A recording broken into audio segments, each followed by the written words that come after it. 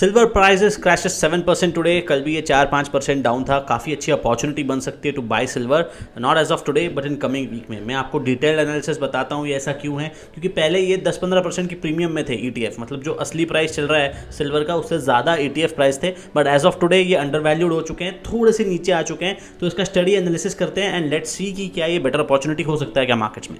Alright, तो यहाँ पे आप चार्ट देख रहे हो, ये है सिल्वर का MCX, ये ट्रेडिंग व्यू पे सिल्वर का MCX है। यहाँ पे हमें प्राइस दिख रहा है 1,63,000, ठीक है, ये यहाँ का प्राइस है जो कि वेरी डिसेंट है। But when I go to silver bees या फिर मैं कोई भी और सिल्वर के बारे में बात करता हूँ when it comes to ETF, हमें ये डिफरेंस देखने मिल रहा है। यहाँ पे 158 मतलब 1,58,000 का मिल रहा है और यहाँ पे जो प्राइस है वो 163 है। तो ये डिफरेंस हमें काफ़ी देखने क्यों मिला, बिकॉज ये पहले ओवर वैल्यूड था। अगर आप देखोगे on a smaller time frame तो ये 180 तक भी टच करके आया है, सी 180।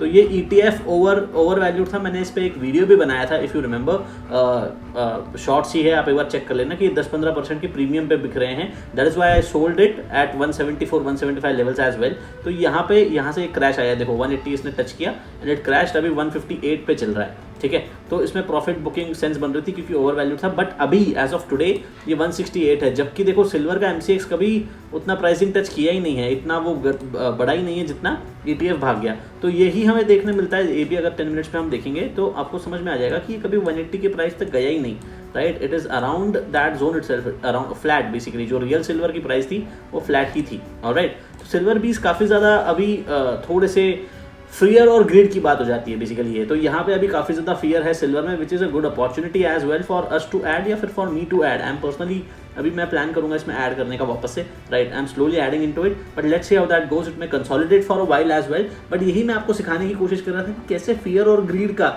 एक काफ़ी अच्छा एग्जाम्पल है सिल्वर बीज। और गोल्ड बीज हमेशा साइड बाय साइड चलते हैं।